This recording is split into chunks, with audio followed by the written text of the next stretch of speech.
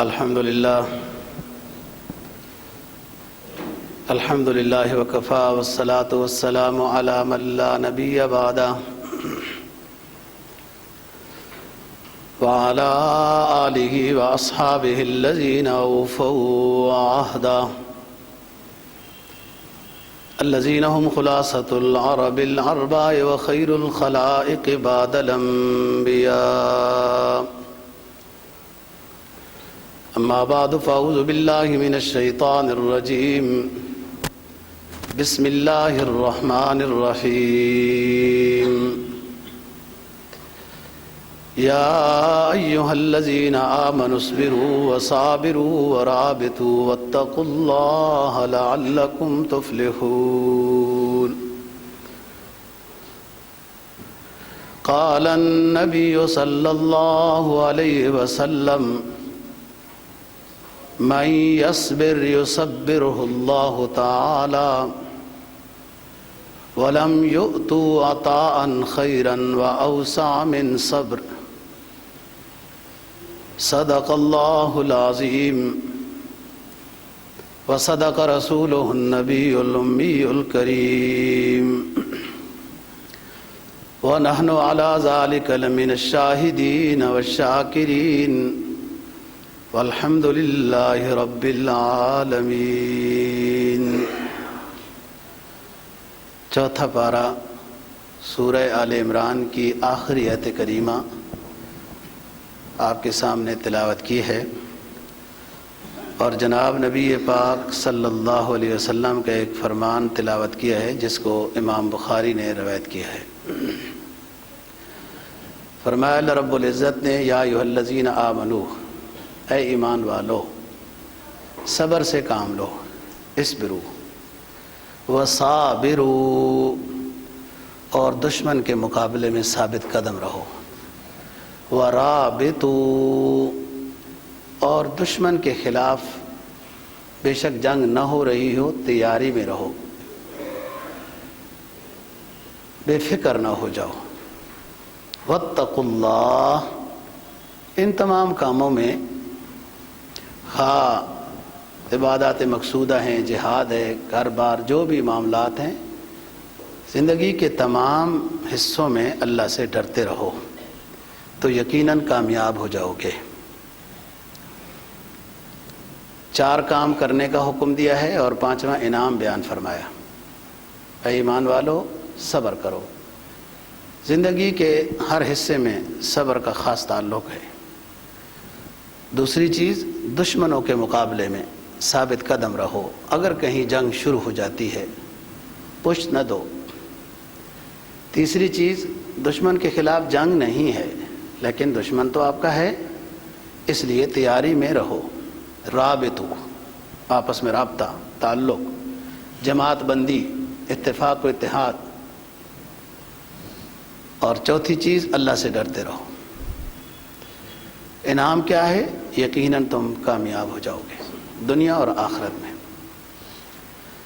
جناب نبی پاک صلی اللہ علیہ وسلم کے فرمان کا مفہوم ہے، فرمایا: من یصبر یصبرہ اللہ تعالی، جو صبر کرتا ہے اللہ تعالیٰ پھر اس کو صبر عطا کرتا ہے، یعنی صبر کی توفیق دیتا ہے، حوصلہ دیتا ہے، ہمت دیتا ہے.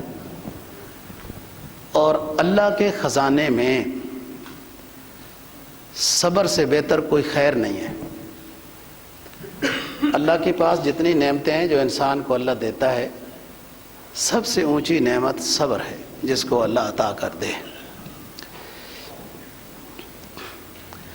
زندگی کا پورا وظیفہ ہی صبر سے معنون ہے. خواہ کچھ کام کرنے کے ہوں یا کچھ چھوڑنے کے ہوں، تمام کے ساتھ تعلق صبر کا ہی ہے. خواہ نیکیاں بجا لانے کے ہوں یا گناہوں سے بچنے کا ہو، شیطان کا مقابلہ کرنے کے لحاظ سے ہو، نفس کا مقابلہ کرنا ہو، ان تمام چیزوں میں جو انسان کے پاس ہتھیار ہے وہ صبر ہے. سفیان نے بڑی عظیم بات لکھی کہ شیطان اپنے کام سے غافل نہیں ہوتا انسان اپنے کام سے غافل ہو جاتا ہے. انسان کو یہ نہیں پتا کہ میں کس لیے آیا ہوں، یہ دنیا میں کیا لے رہا ہوں، کیا کر رہا ہوں. انسان اپنے کام سے غافل ہے، لیکن اس کا جو دشمن ہے وہ غافل نہیں ہے. وہ ہر وقت ہر طرح ہر بندے کو یہ یاد رکھنا، ہر طرح ہر وقت ہر بندے کو شیطان اپنی گرفت میں لینے کی کوشش کرتا ہے. اس پر علامہ ابن جوزی نے کتاب لکھی تلبیس ابلیس، شیطان کے جال میں پھنس جانا. تلبیس، شیطان کی تلبیس، شیطان کی ملمہ سازی، شیطان کا مکر و فریب. وہ صرف ان پڑھ کے لیے نہیں ہوتا، پڑھے لکھے کے لیے بھی ہوتا ہے، عالم کے لیے ہوتا ہے، حافظ کے لیے ہوتا ہے، پیر کے لیے ہوتا ہے، دکاندار کے لیے ہوتا ہے، ایک سادہ انسان کے لیے ہوتا ہے، ہوشیار کے لیے ہوتا ہے. اور شیطان کے پاس ہر کے لیے، ہر کسی کو گمراہ کرنے کے لیے الگ الگ داؤ ہوتا ہے. وہ اس لحاظ سے اس بندے پر داؤ چلاتا ہے. صوفیاء فرماتے ہیں کہ انسان اپنے کام سے غافل ہو جاتا ہے، اور غافل ہی ہے. شیطان اپنے کام سے غافل نہیں ہوتا. اتنی بڑی ناراضگی بھی ہوئی، جنت سے نکالا بھی گیا، رجیم کا لقب بھی پایا، ابلیس بھی اس کو لقب ملا ہے. ویسے تو وہ گویا کہ جن ہے، ابو الجن، جیسے آدم ابو الانسان ہے. جو ہے جن کا جو جد امجد ہے، اس کی غلطی کی وجہ سے اس کو ابلیس کہا جانے لگا، شیطان کہا جانے لگا، تکبر کی وجہ سے. سادی تو کہتے ہیں کہ اس کا نام عزازیل تھا، اصل نام عزازیل تھا، جس کو انہوں نے اپنی کتاب میں لکھا ہے تکبر عزازیل راخار کرد، بزندان لعنت گرفتار کرد. تکبر عزازیل راخار کرد. عزازیل یہ شیطان کا اصلی نام ہے. مردود بھی ہوا، راندہ درگاہ بھی ہوا، وہاں سے نکالا بھی گیا، فإنک رجیم کا لقب پایا، شیطان ہوا، لیکن پھر بھی مایوس نہیں، اپنے کام میں مصروف ہے. وہ اپنے کام سے غافل نہیں ہے کہ میں جنت سے نکالا گیا، جہنم کا ایندھن بنوں گا، اور اس انسان کی وجہ سے نکالا گیا کہ اس کے سامنے سجدہ کرنے کا کہا گیا اور میں نے نہیں کیا، تو اس وجہ سے مجھے جنت سے نکالا گیا. تو یہ انسان کیوں جنت میں جائے گا؟ میں اس کو گمراہ کروں گا. لأغوینہم اجمعین، قرآن کہتا ہے نا، شیطان کہتا ہے لأغوینہم اجمعین، سب کو گمراہ کروں گا، کوشش تو کروں گا. یعنی وہ اپنے کام سے مایوس نہیں ہے. شیطان اپنے کام سے غافل نہیں ہے، اور انسان اپنے کام سے غافل ہے. جب آخرت میں جائے گا، رسوائی کا سامنا ہوگا، اس وقت آہو بکا کرے گا، تو اس سے کیا فائدہ ہوگا؟ یہ تو دنیا دارالعمل ہے، اس میں کچھ کرنا تھا. اس وقت شیطان جب گمراہ کر کے خوش ہوگا، اس کو تو پتہ ہی ہے میں تو اللہ کی ناراضگی لے ہی چکا ہوں، لیکن پارٹی میں اضافہ کروں. کرتا رہتا ہے، پاک جگہوں میں بھی نہیں چھوڑتا، وہاں بھی پہنچ جاتا ہے، بزرگوں کو بھی نہیں چھوڑتا. لیکن ہر وقت انسان جب اللہ کی پناہ مانگتا رہتا ہے تو بچ کے رہتا ہے، استغفار میں رہتا ہے تو بچ کے رہتا ہے. شیطان کے مقابلے میں کلاشنکوف اور کلہاڑی تو کام نہیں آتی، اس میں تو روحانی عمل کام آتا ہے، اور وہ نیکی اور تقوی ہے. تو انسان اپنے کام سے غافل ہے. انسان کی تخلیق کا مقصد ما خلقت الجن والانس الا لیعبدون ہے. اس کو نہیں پتہ میں عبادت کے لیے پیدا کیا ہوں، یہ لاؤ العیب میں مصروف ہے.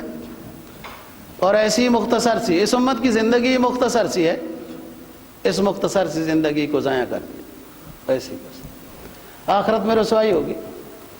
19واں پارہ پہلے رکوع میں قرآن کہتا ہے یوم یعض الظالم علی یدیہ یقول یا لیتنی اتخذت مع الرسول سبیلا یا ویلتا لیتنی یا ویلتا لیتنی لم اتخذ فلانا خلیلا. انسان یہ کہے گا اپنے جسم کو کاٹ کاٹ کر، علی یدیہ یقول یا لیتنی اتخذت مع الرسول سبیلا، ہائے میں نے پیغمبر کا ساتھ کیوں نہیں دیا، کاش کہ میں نے پیغمبر کا ساتھ دیا ہوتا، اس کے کہا مانے ہوتے تو آج اس جماعت میں ہوتا جس کو یہ کہا جا رہا ہے وسیق الذین اتقوا ربهم الی الجنۃ زمرا، یہ سارے جماعت جنت میں چلی جائے۔ میں نے رسول کا ساتھ نہیں دیا، کاش کہ میں نے رسول کا ساتھ دیا ہوتا، لم یتخذ فلانا خلیلا، اس بدبخت کو اپنا دوست نہ بنایا ہوتا۔ پھر اس وقت تو صرف افسوس ہی ہوگا اور تو کچھ نہیں ہو سکتا۔ گیا وقت پھر ہاتھ آتا نہیں ہے، صدا دور دوراں دکھاتا نہیں ہے، یہ ٹائم ہے نا جی۔ تو شیطان اپنے کام سے غافل نہیں ہے، انسان اپنے کام سے غافل ہے، اس کو اپنے کام پر توجہ دلانے کے لیے بھی کوئی نہیں ہے۔ شیطان کو اپنے کام پر، اپنے مکر و فریب پر کوئی تبلیغ کرنے والا، کوئی تقریر کرنے والا، کوئی جمعہ پڑھانے والا، کوئی واعظ و نصیحت کرنے والا کوئی نہیں ہے، اور پھر بھی وہ اپنے کام میں 100% ہے، 100% سے بھی اوپر ہے۔ اور اس انسان اور مومن کو تو اپنا کام سمجھنے کے لیے کہ کس لیے پیدا کیا گیا، پیغمبر بھیجے علیہ السلام، ان کے جانشین بھیجے، علماء ہوئے، واعظین ہوئے، کتابیں لکھی گئیں، ہر کوئی اس کو سمجھا رہا ہے کہ تم اپنے کام سے غافل ہوتا جا رہا ہے، تیرا دشمن اپنے کام سے غافل نہیں ہے۔ اور جو شخص دشمن سے غافل ہوتا ہے نا جی، وہ فتح نہیں پاتا، وہ شکستی ہوتی ہے۔ جب سو جاؤ تو پھر علاقے تو ٹوٹ جاتے ہیں۔ یا ایھا الذین آمنوا لا تلھکم اموالکم ولا اولادکم عن ذکر اللہ ومن یفعل ذلک فاولئک ھم الخاسرون، سورہ منافقون۔ اے ایمان والو، تمہیں مال و دولت اللہ کے احکام کی اتباع میں غافل نہ کر دے۔ اگر غافل ہو گئے من یفعل ذلک فاولئک ھم الخاسرون، پھر نقصان ہو گیا، ختم ہو گئے، پھر اب کی ویلیو نہیں رہی۔ جب انسان نیک ہوتا ہے اس کی بڑی قدر و منزلت ہوتی ہے اللہ کے ہاں، اور جب گناہگار ہو جاتا ہے تو مباح الدم ہو جاتا ہے۔ بات سمجھو، جب انسان نیک ہوتا ہے، متقی ہوتا ہے، اس کی بڑی قدر ہوتی ہے۔ اس کی ایک انگلی کوئی کاٹ دے نا جی، ایک انگلی تو 10 اونٹ کی دیت ہے۔ اس انسان کی اتنی قدر ہے، اتنی قدر ہے کہ ایک اونٹ نہ، ایک انگلی کوئی اس انسان کی زیادتی کے ساتھ کاٹ دے، اسلامی نظام تو ہمارے ملک میں کیا آئے گا؟ تصور تو کر سکتے ہیں نا، تمنا تو کر سکتے ہیں نا، اور کیا کر سکتے ہیں؟ اسلامی نظام ہو تو ایک انگلی کسی کی کاٹ دی جائے 10 اونٹ دیت ہے، کیونکہ اس انسان کی عظمت ہے، اللہ کے ہاں احترام ہے اس کا۔ اس لیے فرمایا نا، ایک انسان کو قتل کرنا بلا وجہ انسانیت کو قتل کر دینا ہے، اور اس کا بدلہ لینا پوری انسانیت کو حیات دینا ہے۔ وَلَكُمْ فِي الْقِصَاصِ حَيَاةٌ يَا أُولِي الْأَلْبَابِ لَعَلَّكُمْ تَتَّقُونَ۔ آپ دوسرا سنو، انسان جب گناہگار ہو جاتا ہے، مباح الدم ہو جاتا ہے، فرمایا 10 ریال اگر اس نے کسی کے چوری کیے، ہاتھ کاٹ دو۔ جب مجرم ہو گیا انسان تو 10 ریال 10 درہم کے بدلے میں ہاتھ کٹ گیا جی۔ اور اگر شراب پی لیا، مجرم ہو گیا، کوڑے مارو۔ اس نے کوئی اور غلطی کی، سزائے موت ہو گئی جی۔ غلطیاں تو کرتے رہتے ہیں، پھر سزائے موت کا اعلان سنتے ہیں تو تڑپ جاتے ہیں۔ وہ انسان مجرم جب ہو جاتا ہے قدر ختم ہو جاتی ہے۔ جب تک انسان مجرم نہیں ہے تو اس کی ایک انگلی کوئی کاٹے، 10 اونٹ کم از کم 15 لاکھ روپے پاکستانی بنے گا، یہ دیت ہے اس کی۔ یہی بات آپ ادھر آؤ، جب اپنے مقصد کو پہچانتا ہے یہ پھر ذی قدر ہے۔ دنیا نے کیا قدر کرنی ہے ہماری؟ کس کی قدر کی ہے دنیا نے؟ کس کی قدر کی ہے؟ کسی کی بھی نہیں ہوتی۔ ویسی یہ رنگ روغن ہے، یہ منقش سانپ ہے، ڈس جائے گا۔ رنگ رلیوں کے زمانے میں نہ جانا اے دل، یہ خزاں ہے جو بانداز بہار آئی، رنگ رلیوں کے زمانے میں نہ جانا اے دل، یہ خزاں ہے جو بانداز بہار آئی۔ آپ کیا سمجھتے ہیں بادشاہ بڑی ٹور میں ہوتے ہیں، ویلیو میں ہوتے ہیں، سب سے زیادہ پریشان ہوتے ہیں؟ سب سے قیمتی شخص ان اکرمکم عند اللہ اتقاکم ہے۔ اللہ کا جو مقرب بندہ ہوتا ہے وہ محترم ہوتا ہے، اللہ کے ہاں محترم ہوتا ہے۔ تو سمجھانا یہ چاہ رہا ہوں کہ انسان اپنے کام سے غافل ہو گیا، اس کا دشمن غافل نہیں ہے، اس کا عقیدہ کمزور، اس کے اعمال کمزور، اس کا گناہوں سے بچنا کمزور، رسم و رواج سے بچنا کمزور، لاہو لعب ناچ گانے سے بچنا کمزور، اور طرح طرح کے خرافات سے بچنا کمزور، اس لیے کہ ایمان کمزور، اس کے پاس نظام دفاعی کمزور ہے۔ یہ دشمن کا مقابلہ کیسے کرے گا؟ دشمن کا مقابلہ تو وہ کرتا ہے جس کے پاس دفاعی پوزیشن بہت اچھی ہو۔ وہ دشمن ذرا سا بولے گا آگے سے جناب سمجھ آ جائے گی اس کو، وہ 10 سال تک پھر دوبارہ بولے گا بھی نہیں۔ اور جب دفاعی پوزیشن کمزور ہوتی ہے تو دشمن تو دندناتا ہے۔ پھر جناب نبی پاک صلی اللہ علیہ وسلم کا فرمان ہے، اتقوا اللہ واصبروا، اللہ سے ڈرتے رہو، صبر سے کام لو۔ فَإِنَّهُ لَيْسَ مِنْ عَامٍ إِلَّا وَالَّذِي بَعْدَهُ أَشَدُّ مِنْهُ حَتَّى تَقُومَ السَّاعَةُ،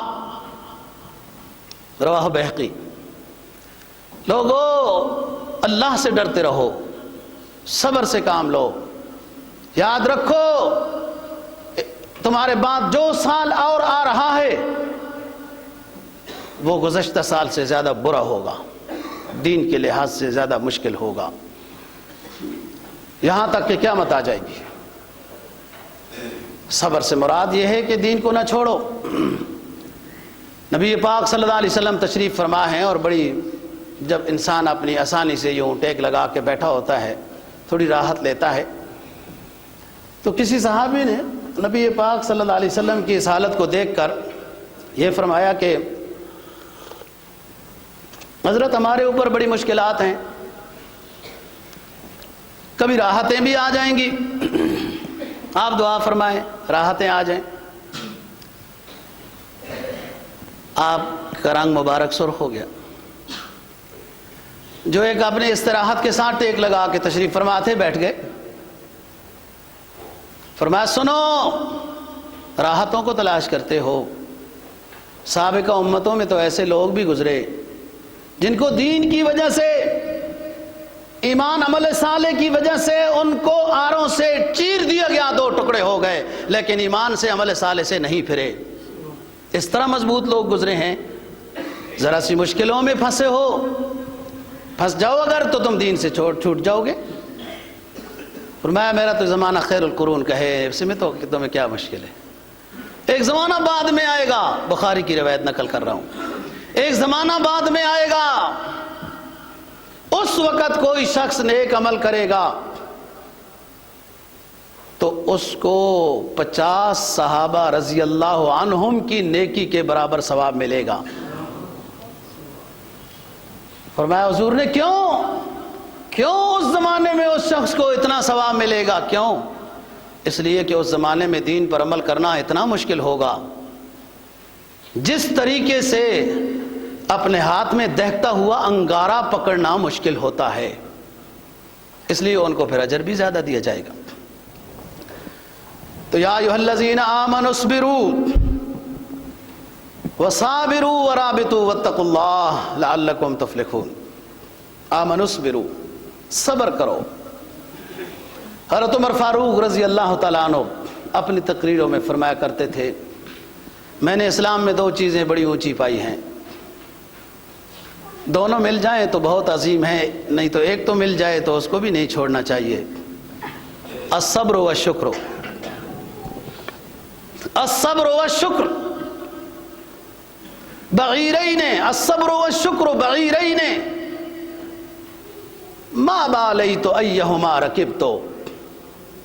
صبر اور شکر یہ ایسی سواریاں ہیں کہ جو بھی مل جائے تو میں سوار ہو جاؤں گا۔ پورے دین کا وظیفہ صبر اور شکر ہے۔ فرمایا نبی پاک صلی اللہ علیہ وسلم نے، من ابتلیا ابتلیا ابتلا، فمن ابتلیا فصبر ومن اوتیا فشکر ومن ظلم فغفر ومن ظلم فاستغفر۔ کامیاب شخص یہ ہے جس میں یہ کام آ جائیں۔ کسی مصیبت میں مبتلا کیا گیا تو اس نے صبر کا دامن نہیں چھوڑا، کچھ عطا کر دیا گیا تو شکر کا دامن نہیں چھوڑا، کسی نے اس کو مارا، ظلم کیا اس پر تو اس نے معاف کر دیا، اس نے کسی پر زیادتی کی تو فوراً اس سے معافی مانگ لی۔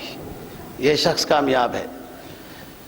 کسی مصیبت میں مبتلا کیا گیا تو صبر کیا، کچھ عطا ہوا تو شکر کیا، ظلم کیا گیا صبر کیا، اور اس سے زیادتی ہو گئی، انسان ہے نا، غلطی ہو سکتی ہے، انسان نہیں دعویٰ کر سکتا معصوم ذات پیغمبروں کی ہے مسئلہ، صحابہ کی مغفور ہے، اولیاء نیک ہو سکتے ہیں، غلطی ہو سکتی ہے ان سے، کوئی انسان غلطی سے گناہ سے بچ نہیں سکتا، خطرہ رہتا ہے، بس کسی سے زیادہ گناہ ہو جاتے ہیں، کسی سے تھوڑے۔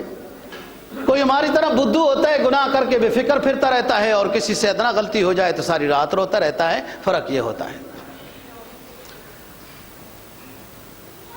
فرمایا، حضرت علی رضی اللہ تعالیٰ عنہ راوی ہیں، رسول پاک صلی اللہ علیہ وسلم فرماتے ہیں الصبر ثلاث، صبر کی موٹی موٹی 3 قسمیں ہیں۔ فصبر علی المصیبہ وصبر علی الطاعہ وصبر عن المعصیہ۔ صبر 3 طرح کا ہوتا ہے، مصیبت پر صبر، بندگی بجا لانے پر صبر، اور گناہوں سے بچنے پر صبر۔ اب سنیے، مصیبت پر صبر، بندگی بجا لانے پر صبر۔ مصیبت پر صبر تو سمجھ میں آتا ہے، جسم میں درد ہو گیا، صبر شکر میں ہے، اللہ شفا دے گا، دوائی کرنا بھی سنت ہے، اللہ سے شفا مانگنا بھی سنت ہے، شفا اسی نے دینی ہے، دوائیوں میں شفا اسی نے رکھی ہے، بس ہم نے ڈھونڈنی ہے کون سی پیراسیٹامول میں شفا رکھی ہے، ہم نے ڈھونڈنی ہے، شفا اللہ نے عطا کرنی ہے۔ مشہور واقعہ موسیٰ علیہ السلام کا ہے، پیٹ خراب ہو گیا تھا، ہم کلام ہوئی اللہ سے، اللہ نے فرمایا فلانی بوٹی کو پیس کر پی لو، شفا مل جائے گی، شفا ہو گئی۔ مرور زمانہ میں پھر پیٹ خراب ہو گیا تو بوٹی تو معلوم تھی، خود ہی کوٹ کر پی لی اور پیٹ صحیح نہیں ہوا۔ ہم کلامی کا شرف ہوا، عرض کیا اللہ پاک وہ بوٹی جو پہلے پی تھی پیٹ ٹھیک ہو گیا تھا، اب دوبارہ بوٹی پی ہے تو پیٹ ٹھیک نہیں ہوا۔ فرمایا اس وقت ہم نے اس میں اپنی صفت شفا متوجہ کی تھی کیونکہ آپ ہم سے متوجہ ہوئے تھے، اور اب آپ نے مرضی کی شفا، صفت شفا متوجہ نہیں تھی۔ یہ تو ہم نے شفا تلاش کرنی ہوتی ہے، کبھی کسی ڈاکٹر کے پاس، کبھی کس کی، شفا دینی اللہ نے ہے جی۔ تو اور یہ ضائع نہیں ہے، خبردار، کوئی بیماری ضائع نہیں ہے، کوئی مصیبت فضول نہیں ہے، کوئی پریشانی فضول نہیں ہے۔ بہت سارے اخروی درجات کا تعلق پریشانیوں سے متعلق ہے، بیماریوں سے متعلق ہے، دکھوں سے متعلق ہے، جب اس پہ آپ صبر کریں گے وہ عطا ہو۔ لوگ کہتے ہیں جی فلانے کو شوگر ہو گیا، فلانے کو یہ ہو گیا، بڑی موذی مرض لگ گئی ہے، جی اس طرح نہیں کہنا چاہیے۔ اس طرح کی مرض میں مرنے والا شہید ہوتا ہے۔ کینسر کی بیماری سے لوگ بڑے ڈر جاتے ہیں اور بہت پریشان ہوتے ہیں، ممکن ہے علاج بھی ہو جاتا ہو، اس کا نام سن کر ہی گھلنا شروع ہو جاتے ہیں، اور اس میں موت جس کو آ جائے تو وہ تو شہید ہے، اس کی موت شہادت ہے۔ اور یہ بیماریاں پہلے بھی تھیں، پہلی نا کم تھی، اب زیادہ ہیں کیونکہ ماڈرن دور آ گیا نا جی، ہر چیز تباہی کی ہے، ہر چیز تباہی کی۔ انسان نے اپنی تباہی کے بڑے بڑے اسلحے بنا لیے، انسان نے اپنی تباہی کے لیے پلاسٹک کے مٹر بنا لیے، انسان نے اپنی تباہی کے لیے پلاسٹک کے چاول بنا لیے، انسان نے اپنی تباہی کے لیے لکڑیوں کا بورا وہ مثالیں بنا دیے، تو بیماریوں میں اضافہ تو ہوگا۔ جب سب کچھ اپنی تباہی کے لیے بڑے بڑے کارخانے بنا دیے گئے تو ہوگا تو صحیح۔ امام مالک رحمہ اللہ تعالیٰ کو شوگر تھی، اور پھر بھی کہتے تھے کیلا جنتی پھل ہے، یہ مالٹے جن کے اوپر چھلکا ہوتا ہے نا جی، یہ مالٹا ہے، یہ کیلا ہے، یہ میرا کوئی پرہیز نہیں، جنتی پھل ہے، صاف ستھرا ہے، چھلکا اتارو کھاؤ۔ تو پہلے زمانے میں بھی یہ بیماریاں تھیں۔ یہ بیماری پر صبر کرے انسان، اللہ سے شفا مانگے، اس سے گناہ معاف ہوتے ہیں۔ اور جو بیمار نہیں ہوتے وہ نہیں مرتے، وہ بھی مر جاتے ہیں۔ بیمار بھی مر جاتے ہیں، جو بیمار نہیں ہوتے وہ بھی مر جاتے ہیں۔ اصل بات ہے اپنے اعمال کی فکر کی، اس طرف توجہ کرے۔ فرمایا 3 طرح کے صبر علی المصیبہ، یہ تو سمجھ میں آتا ہے، کوئی پریشانی آ جائے تو صبر کرنا چاہیے، گلہ شکوہ نہیں کرنا چاہیے، یہ اصل بات ہے۔ اللہ سے بھی گلہ شکوہ نہ ہو، کسی سے گلہ شکوہ نہ ہو، اور جس دن لکھی ہوئی کی شفا مل جائے گی، اور اگر اللہ کی مرضی نہیں ہے شفا دینے میں تو اسی میں خیر ہے، پھر ایسی کیا بات ہے۔ دوسری صبر علی الطاعہ، بندگی پر صبر، نیکی پر دل نہیں چاہتا، صبح اٹھنے کو دل نہیں چاہتا وغیرہ، اور جو نیکیاں ہیں لوگ کیا کہتے ہیں جی، کیا کریں جی، دل بند ہے، اور گناہ کر کر کے خود دل بند کر دیا ہے۔ استغفار کرنا، دل کو دھلائی کر، دل کھل جائے گا، توبہ کرو۔ یہ کوئی بہانہ تو نہیں آخرت میں چلے گا کہ نماز روزہ نیکی اس لیے نہیں کی کہ دل بند تھا، مسجد کو جانے کا دل ہی نہیں چاہتا، دل بند تھا، آسان کام ہے نا۔ یہ سب سمجھتے ہیں دل بند ہے، کھانا کھاتا ہے، آرام کرتا ہے، سوتا ہے، سیر و تفریح کرتا ہے، ادھر ادھر جاتا ہے، دل کھلا ہے، ادھر دل بند نہیں ہے۔ جب نیکی کا نام آئے تو دل بند ہے جی۔ آپ مجھ سے دعا کر لینا توفیق ہو جائے، اللہ توفیق دے دے، یہ بہانے آخرت میں نہیں چلیں گے۔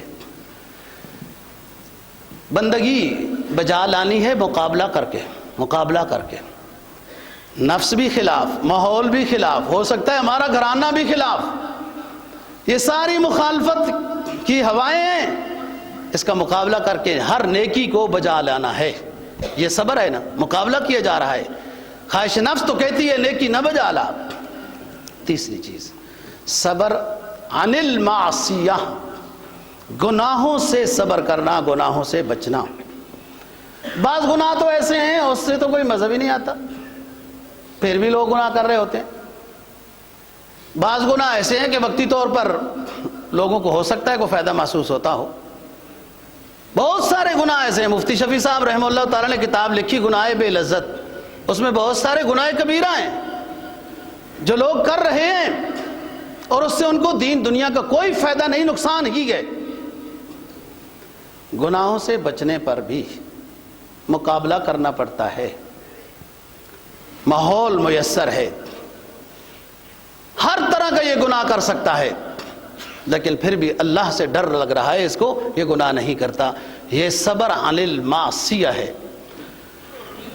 اب تینوں کے انعامات سنو۔ پہلا بتایا صبر علی المصیبہ، مصیبت پر صبر کرنا۔ ومن صبر علی المصیبہ کتبہ اللہ تعالی 300 درجۃ، ما بین الدرجۃ الی الدرجہ کما فی الارض الی السماء۔ جو شخص مصیبت پر، پریشانی پر صبر کرتا ہے، گلہ شکوہ نہیں کرتا، اللہ سے حل مانگتا ہے، اس کو اللہ تعالیٰ 300 درجے عطا کرتے ہیں۔ ایک درجے کا 300، ایک درجے کی انعام کی صورت یوں سمجھ لو، آپ صلی اللہ علیہ وسلم نے فرمایا کہ جیسے زمین و آسمان کا خلا اور یہ علاقہ ہے، یہ ایک درجہ کا انعام اس سے بھی بڑا ہے۔ یہ درجہ اس شخص کا ہے جو مصیبت پر صبر کر رہا ہے۔ آگے چلو، ومن صبر علی الطاعہ، جو بندگی پر صبر کرتا ہے، بندگی پر صبر کرتا ہے۔ انسان دنیا میں اتنا مدہوش ہوتا ہے کہ گاہک لگا ہوا ہے نا جی، گاہک لگا ہوا ہے نا، وہ کوئی چیز خرید رہا ہے تو اس کا استاد بھی آ جائے، بھلے بڑے سے بڑا محترم آ جائے، وہ کسٹمر ہے، اس میں ذرا مصروف ہے، اذان اس کو کیا سنائی دیتی ہے، الا ماشاء اللہ۔ ایک بزرگ نے عجیب بات لکھی کہ جس مسلم کو ایمان اس کا مسجد تک نہیں لے آتا، جس مسلم کو ایمان اس کا مسجد تک نہیں لے آتا، اس مسلم کو ایمان اس کا جنت میں کیسے لے جائے گا؟ اذانیں ہوتی ہیں وہ سنتا رہتا ہے مسلم، یہ تو ہوتی رہتی ہیں۔ اس دن ایک کلندر زمانہ ملا، کہتا ہے مولوی صاحب یہ آرڈر جاری کرو ساری اذانیں ایک دفعہ ہوں تاکہ جو تکلیف ہوتی ہے مجھے وہ ایک ہی دفعہ ہو، بار بار اذانیں ہوتی رہتی ہیں مجھے تکلیف ہوتی رہتی ہے۔ کیا بات جی! میں نے کہا تو کس خوش فہمی میں مبتلا ہے، مولوی کا آرڈر کدھر چلتا ہے؟ ہاں، اس کا مقتدی اس کی نہیں مانتا، جو ہمیشہ ادھر ہی نماز پڑھتا ہے وہی مسجد میں آتا ہے۔ سالہ سال گزر گئے، جب ذرا سی مخالفت مولوی صاحب کی ہوگی، وہ کئی سالوں سے جو نماز اسی مولوی کے پیچھے پڑھتا ہے وہ مخالف کی سمت میں جا کے کھڑا ہو جاتا ہے۔ پرانے زمانے کی بات ہے، ایک بندہ مجھے کہتا ہے آپ وہ فلانے بادشاہ کے خلاف تقریر کیوں نہیں کرتے؟ میں نے کہا میں کیوں کروں؟ کہتے ہیں وہ فلاں ہے فلاں ہے فلاں ہے۔ میں نے کہا وہ تو ریڈی والے کو بھی پتہ ہے کہ وہ اس طرح ہے، میں تو لوگوں کو وہ باتیں بتاتا ہوں اسلام کی جو میری اور ان کی ضرورت ہے، وہ تو باتیں سب کو پتہ ہے۔ ووٹ دیے نا بچوں، ووٹ دیے نا، برداشت کرو نا جی۔ مولوی کو کیا کرتے ہو؟ مولوی تو ووٹ مانگے تو نہیں دیتے ہو کہ انہوں نے کیا کرنا ہے، جب مصیبت میں پڑ جاؤ تو یوں کہتے ہیں مولوی نے کیا کیا ہے، اور جب ووٹ کا زمانہ آیا تو مولوی کو نہ دو، جب مصیبت کا زمانہ آئے تو یوں کہہ دو ان مولویوں نے کیا کیا ہے۔ مولوی تو بہت کچھ کرتا ہے لیکن نظر کسی کو نہیں آتا۔ یہی بات سن لینا جو میں بتا رہا ہوں، یہ کہیں نظر آئی ہے؟ یہ مولوی کے پاس ہی نظر آتی ہے نا، جو ترمذی اور بخاری کا جگر پیش کرتا ہے یہ اس کے پاس نظر آتی ہے۔ جی دوسری بات، وَمَنْ صَبَرَ عَلَى الطَّاعَةِ، جس نے بندگی پر صبر کیا، بندگی پر صبر کیا، مقابلہ کیا۔ یاد رکھو کوئی نیکی بھی آپ بجا لانا چاہیں اس کے لیے رکاوٹ آئے گی، گھر بار سے آئے گی، ساتھیوں سے آئے گی، دفتر سے آئے گی، ماحول سے آئے گی، اپنے نفس سے آئے گی۔ بہت سارے لوگ میں دیکھتے رہتا ہوں، آپ یہ نہ سمجھو کہ میں پہچانتا نہیں ہوں، آپ ہو سکتا ہے مجھے نہ پہچانتے ہو لیکن یہ نہیں ہو سکتا کہ میں آپ کو نہیں پہچانتا۔ مجھے جمعے میں حاضری والے لوگوں کی حاضری کا بھی پتہ ہوتا ہے، مجھے یہ بھی پتہ ہے پچھلے جمعے کو ایک شخص نے داڑھی رکھ لی تھی آج مڑائی ہوئی ہے۔ وہ اپنے نفس سے بھی مقابلہ کرنا ہے، ماحول سے مقابلہ کرنا ہے۔ جس نیکی پر بھی آپ عمل کریں گے بغیر مقابلے کے نہیں ہو سکتی۔ ہمت ضروری ہے۔ فَإِذَا عَزَمْتَ فَتَوَكَّلْ عَلَى اللَّهِ فَإِذَا عَزَمْتَ فَتَوَكَّلْ عَلَى اللَّهِ، پہلے اپنا عزم پیدا کر پھر اس کے بعد رب پر بھروسہ کر، دیکھ مدد کیسے آتی ہے۔ مَنْ صَبَرَ عَلَى الطَّاعَةِ، دوسری بات بتا رہا ہوں، جو شخص نے بندگی پر صبر کیا، کتب اللہ لہ 600 درجۃ، جس شخص نے نیکی بجا لائی، سب رکاوٹوں کا مقابلہ کیا، اس کو 600 درجے انعام ملتا ہے۔ ما بین الدرجۃ الی الدرجہ کما تخون الارض الی منتہی العرش، ایک درجے کی مسافت یوں ہے کہ جس زمین کی تخت الثری سے لے کر عرش کی انتہا تک اس ایک درجے کی مسافت ہے۔ کیونکہ بندگی، مصیبت پر صبر بعض دفعہ مجبوری بن جاتی ہے۔ دیکھو جی کسی کا کوئی عزیز فوت ہو گیا، صبر نہیں کرے گا تو اور کیا کرے گا؟ صبر مجبوری بن گئی۔ لیکن صبر علی الطاعہ، اس میں مقابلہ ہے، بستر گرم ہے، اذانوں کی آواز آ رہی ہے، اب کیسے چھوڑ کے چلتا ہے، نماز با جماعت تکبیر اولیٰ سے ادا کرتا ہے۔ یہ طاعت، مقابلہ ہو رہا ہے نا۔ جب مقابلے کے ساتھ نیکی ہوتی ہے، حکومت مزے کی وہی ہوتی ہے اپوزیشن جب مضبوط ہو، مزہ تب ہی آتا ہے نا، آ ہی رہا ہوگا آپ لوگوں کو جی۔ ہماری اپوزیشن بہت مضبوط ہے، وہ شیطان ہے۔ اس لیے جب نیکی بجا لائیں، فرمایا شوق ضبط شوق میں دن رات کشمکش، شوق ضبط شوق میں دن رات ہوں کشمکش، دل مجھ کو میں دل کو پریشان کیے جا رہا ہوں، وہ مجھے روکتا ہے نیکی سے، میں اللہ کا پیغام سامنے لاتا ہوں، میرے رب کا حکم میرے حبیب کی سنت ہے اس لیے کر رہا ہوں. وہ پھر چاہتا ہے سو جاؤ. یہ مولوی ویسے ہی چیختے رہتے ہیں نمازیں پڑھو, روزے رکھو, گناہوں سے بچو, اپنا کام کرو, آرام کرو. یہ پھر مقابلہ کرتا ہے نفس و شیطان کا اور نیکی پر آمادہ ہو جاتا ہے. فرمایا شوق ضبط شوق میں دن رات ہوں کشمکش, دل مجھ کو میں دل کو پریشان کیے جا رہا ہوں. جب میں امام بناتا ہوں قرآن کو, بخاری اور مسلم کو, علماء کو, اولیاء کو, صلحاء حضرات صحابہ انبیاء علیہ السلام کو اپنا امام بناتا ہوں کہ انہوں نے اتنی مشکلوں میں زندگی گزاری لیکن اللہ کی اطاعت میں کمی نہ آنے دی. میرے دماغ میں قرآن کی آیت گونجتی ہے یا ایھا الذین آمنوا ھل ادلکم علی تجارۃ تنجیکم من عذاب علیم. اے ایمان والو, تمہیں میں ایسی تجارت نہ بتاؤں جو کبھی اس میں خسارہ نہیں ہوگا. یہ آخرت کی تجارت ہے, دنیا کی تجارتوں میں خسارہ ہو جائے تو بہتری ہوتی ہے. یا ایھا الذین آمنوا ھل ادلکم علی تجارۃ تنجیکم من عذاب علیم. اے ایمان والو, کیا میں تمہیں ایسی تجارت نہ بتاؤں کہ جو تمہیں نجات دے گی, کامیاب بنائے گی, آخرت کے دردناک عذاب سے بھی یہ تجارت بچا لے گی. عرض کیا ضرور بتائیے وہ تجارت کیا ہے. فرمایا تؤمنون باللہ ورسولہ وتجاہدون فی سبیل اللہ.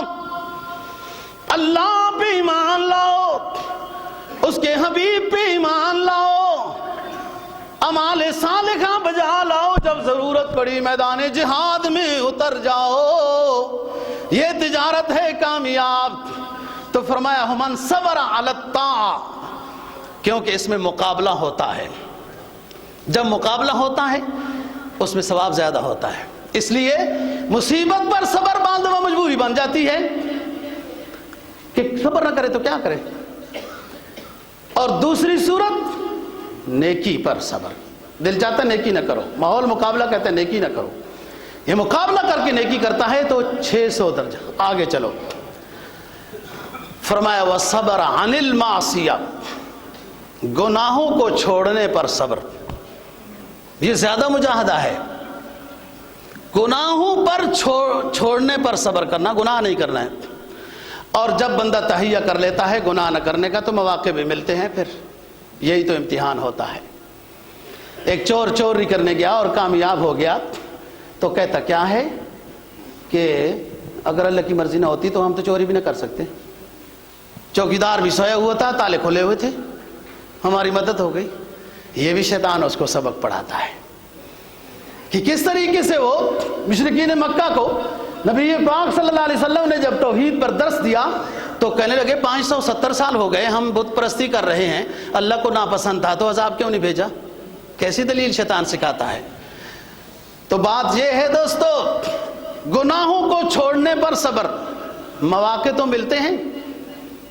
مسلم کی حدیث, 7 وہ طرح کے لوگ جو اللہ کے عرش کے سائے میں ہوں گے. ایک وہ شخص ہوگا جو ایک زمانے تک گناہ کرنے پر پیسہ خرچ کرتا رہا, فلان فلان فلان. جب اس کو موقع مل گیا, کوئی رکاوٹ نہیں تھی, تو وہ دوسرا کہنے لگا انی اخاف اللہ, میں نے آج تک یہ گناہ نہیں کیا, میں اللہ سے ڈرتی ہوں.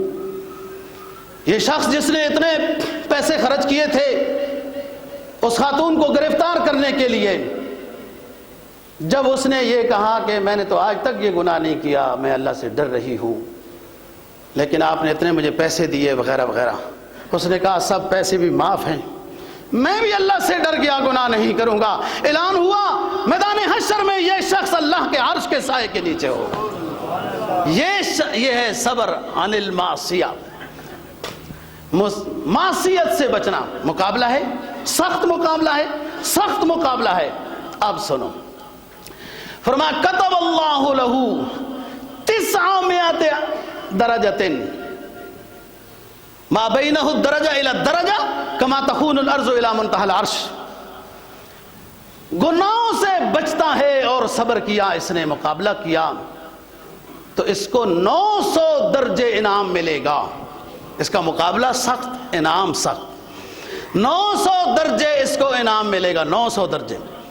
اور فرمایا کہ پہلا درجہ زمین کی تہ گہرائی سے لے کر عرش کی منتہا کو جانتا نہیں ہے، اتنا بڑا درجہ ہوگا، مقابلہ اس کا سخت ہے. دیکھو جناب، قرآن مجید کی آیت ہے ان الحسنات یذہبن السیئات، نیکیاں گناہوں کو مٹا دیتی ہیں. پوچھا حضور یہ کون سی نیکیاں؟ فرمایا نماز کی پابندی گناہوں کو مٹا دیتی ہے.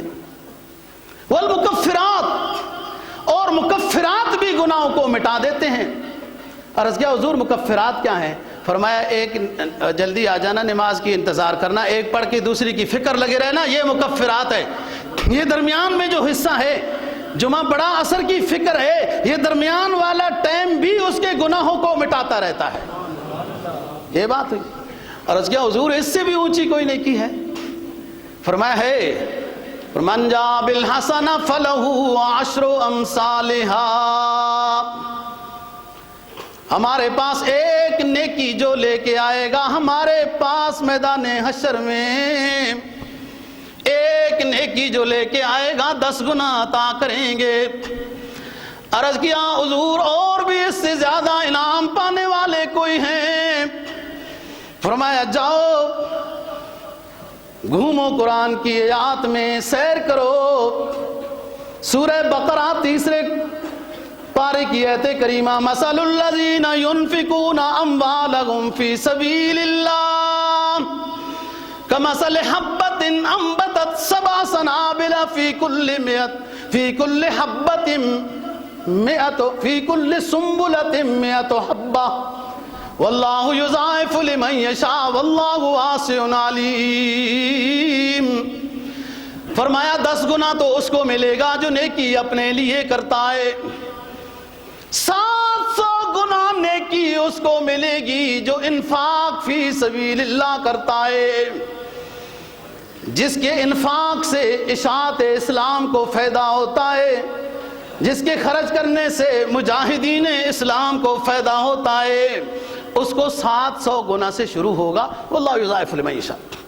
آگے چلو، فرمایا اس سے بھی زیادہ پھر کسی کو نیکی ملے گی.